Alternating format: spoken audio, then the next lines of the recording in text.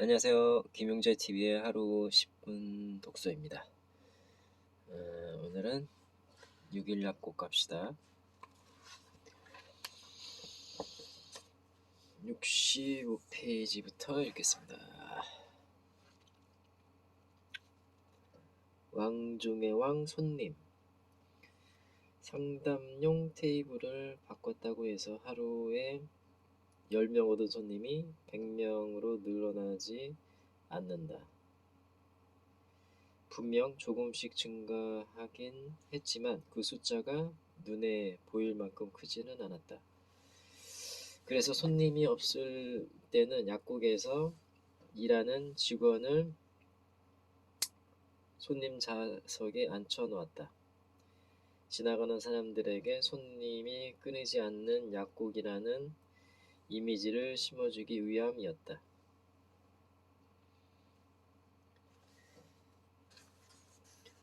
한 명의 손님이라도 더 오게 할 수 있다면 바랄 것이 없었다. 직원은 손님용 의자에 앉아 신문이나 책을 보며 소일을 했다. 임진왜란 당시 충무공 이순신은 적군에 비해 턱없이 열세인 상황이었다고 한다. 그대로 맞섰다가는 백전백패하리라 판단, 동네의 아낙네들을 모으기 시작했다. 그리고 수십 명씩 무리를 지어 손을 맞잡고 노래를 부르며 산봉우리를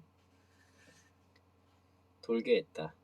이때 부른 노래가 강강술래다. 먼 곳에서 이 모습을 지켜본 외적들은 산봉우리를 도는 아낙네들을 수만 대군으로 착각했다. 덕분에 수적 열세인 우리 군사는 비교적 우월하게 외적을 물리칠 수 있었다고 한다. 나 역시 이순신 장군처럼 수적 열세를 극복하기 위해 비슷한 지략을 썼던 것이다. 우째 6일 약국은 올 때마다 손님이 있는겨.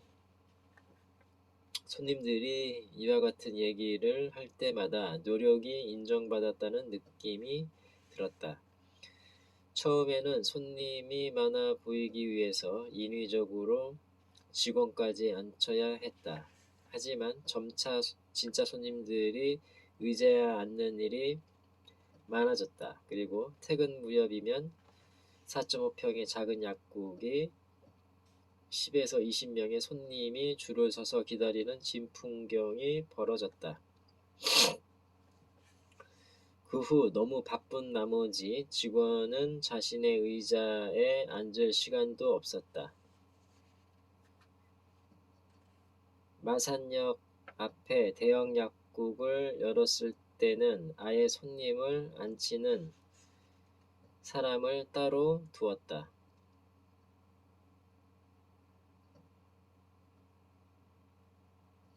손님들은 친절한 서비스에 만족했다. 특히 약사와 환자 사이에 있는 장벽을 허물고 같은 눈높이 같은 의자에 앉아서 상담하는 것이 환자들에게는 고객으로서 존중받고 있다는 느낌을 주었다. 약국의 신뢰도가 높아지니 자연스럽게 매출도 증가했다.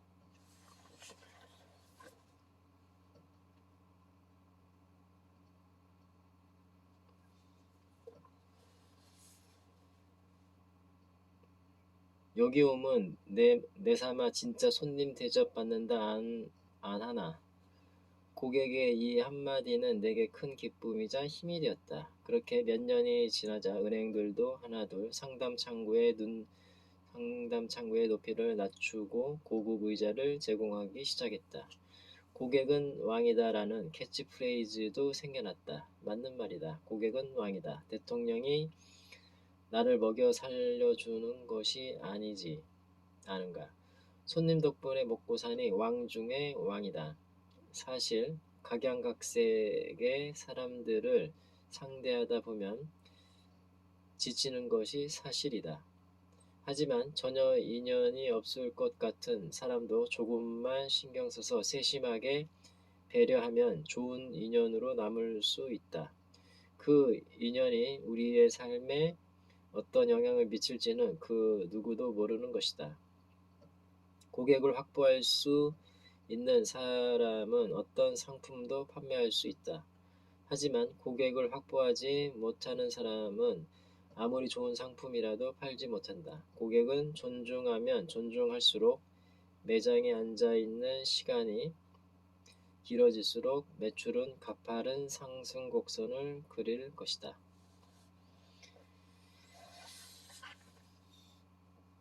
내 이름은 이맹순. 한때 삼순이라는 이름이 브라운관을 점령한 적이 있다. 30을 넘긴 처녀가 촌스러운 이름 때문에 개명 신청을 꿈으로 안고 사는 모습을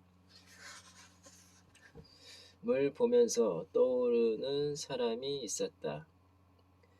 교방동에서 약국을 경영하던 어느 날 단골 손님이 어두운 얼굴로 찾아와 고민을 털어놓기 시작했다. 그분에게는 키도 훤칠하고 미모도 빼어나 동네에서 미인 소리를 듣는 딸이 하나 있다. 그런데 그녀가 대학에 입학해놓고 학교에 가지 않겠다고 버티고 있다는 것이다. 그 이유는 바로 이름 때문이었다. 촌스럽고 창피한 맹순이라는 이름 때문에 시위를 하는 것이었다. 초중고 시절 줄곧 친구들에게 놀림을 받아온 것이 폭발한 모양이었다. 그녀의 본명은 은정이라는 예쁘고 평범한 이름이었다. 그런데 할머니께서 천한 이름을 지어줘야 오래 잘 산다는 속설에 따라 맹순이라는 이름으로 호적에 등록해버린 것이다. 할머니의 바람과 달리 손녀는 이름 때문에 오랜 시간 고통받고 있었다. 당시에는 개명하는 경우가 흔치 않았다. 절차 또한 복잡하여 일반인들은 쉽게 엄두를 내지 못했다. 사연을 들은 나는 즉시 후배 변호사에게 문의하여 개명에 필요한 절차를 알아본 후 맹순이 아니 은정양의 어머니에게 알려주었다. 그분은 이런 방법이 있었느냐면서 연신 감사의 인사를 하고 돌아갔다. 그리고 얼마 지나지 않아서 은정양과 그녀의 어머니는 꽃과 과일 바구니를 들고 환한 웃음으로 약국을 찾아왔다. 약사님요, 너무 감사하다 안 합니까? 이제 어깨 쫙 펴고 당당하게 학교 다닐랍니다. 사실 내가 한 일은 그리 큰 것이 아니었다. 고객의 이야기를 들어주고 몇 통의 전화로 개명 신청에 필요한 서류 및 절차를 알아봐 준 것이 전부였다. 하지만 나의 작은 수고로 손님의 가족이 기뻐하고 무엇보다 한 사람의 인생에 큰 변화를 준 것이 감사했다. 당시 나는 어떻게 하면 우리 집을 찾는 사람들을 조금이라도 기쁘게 해줄 수 있을까 끊임없이 고민했다. 수익과는 전혀 상관없는 것들이지만 기쁨이 되는 일은 즉시 행동으로 옮겼다. 하찮게 보이는 일이라도 상관하지 않았다. 작고 소소한 행동들이 하나 둘 늘어나 어느새 나의 경쟁력으로 쌓여갔다. 그리고 의도하지 않았음에도 이런저런 인연으로 약국을 찾는 사람들의 수가 많아졌다. 작은 정성으로 고객을 만족하게 했다. 그러니 그것을 기억하는 사람들이 약국을 찾는 방식으로 보답한 것이다. 물건을 팔기보다는 신뢰를 쌓는 데 집중한 결과다. 나는 신뢰도를 높이기 위해서 손님들에게 확실한 마무리를 해주려 노력했다. 야속한 말이지만 과정보다 결과를 중시하는 세상이다. 비즈니스계에서는 더욱 그렇다. 다른 약국에서 치료를 받던 손님이 별다른 차도가 없다며 약국 문을 열고 들어오는 날이 있다.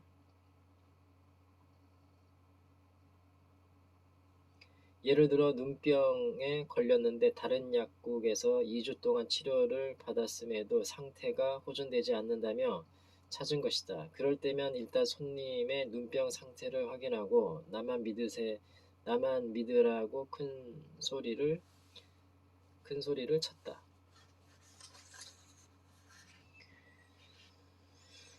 원래 눈병은 2에서 3주의 치료 기간이 걸린다. 다른 약국에서 2주 동안 치료를 받았으니 한마디로 병이 나을 때가 된 것이기 때문에 금방 나을 테니 나만 믿으라는 소리가 나오는 것이다.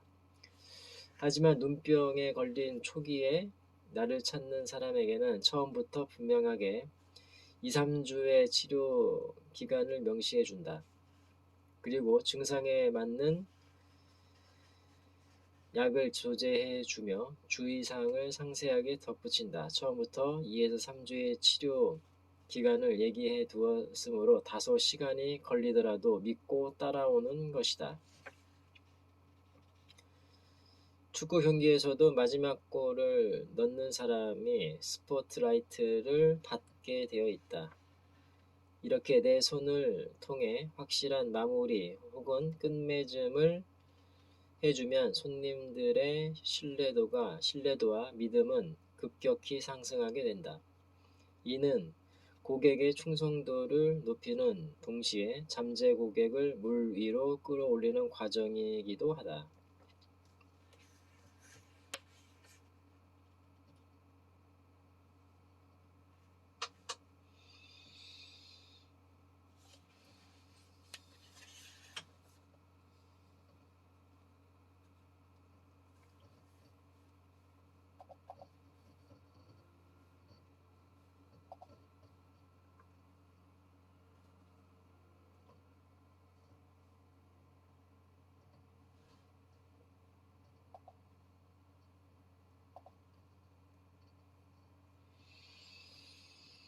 1.5배 이상 친절하게.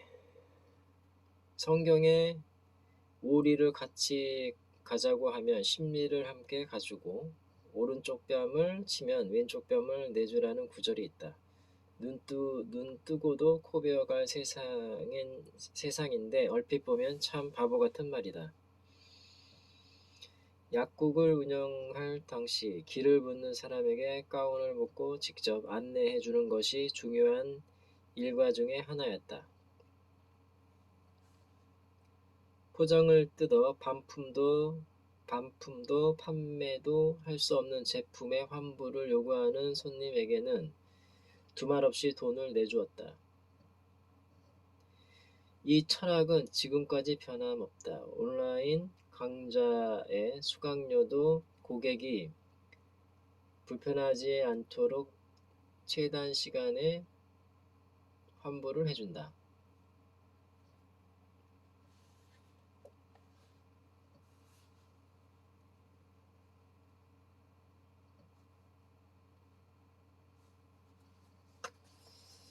솔직히 반품이나 환불을 요구하는 사람의 마음도 편치 않을 것이다. 드물게 악의를 가진 사람도 있지만 피치 못할 사정 때문에 환불을 요구하는 것이다. 그래서 반품할 약을 들고 약국을 찾는 길, 환불을 원하며 전화기에 다이얼을 누르는 동안 많은 생각을 할 것이다. 환불이 안 되면 어쩌지? 싸워야 하나? 그런데 예상과 다르게 너무도 쉽게 자신의 의견이 관철된다면 고객의 마음이 또다시 움직인다. 행여 불만이 있어 환불을 요구했더라도 미안한 마음이 들기 시작한다. 일단 업체에 손해를 입혔기 때문이다. 게다가 다른 업체와 다르게 친절하기까지 하다면 자연스럽게 고객 감동이 이루어지는 것이다. 고객은 기대에 못 미치거나 기대와 비슷할 때는 절대로 감동을 하지 않는다.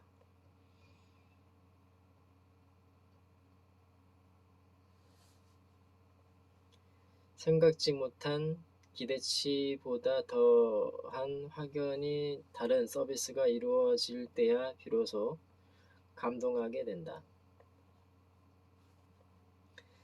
나는 항상 손님이 기대하는 것보다 1.5배 이상 친절하라고 강조한다. 누구나 베풀 수 있는 정도의 친절, 즉 경쟁업체가 베푸는 친절과 같은 양으로는 절대로 상대를 감동시킬 수 없다.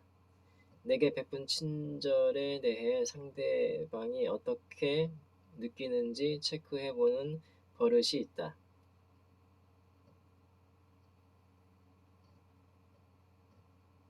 상대방이 체감하지 못하는 정도의 친절은 친절이 아니기 때문이다. 지금까지 나의 경험상 한 배로는 모자라다.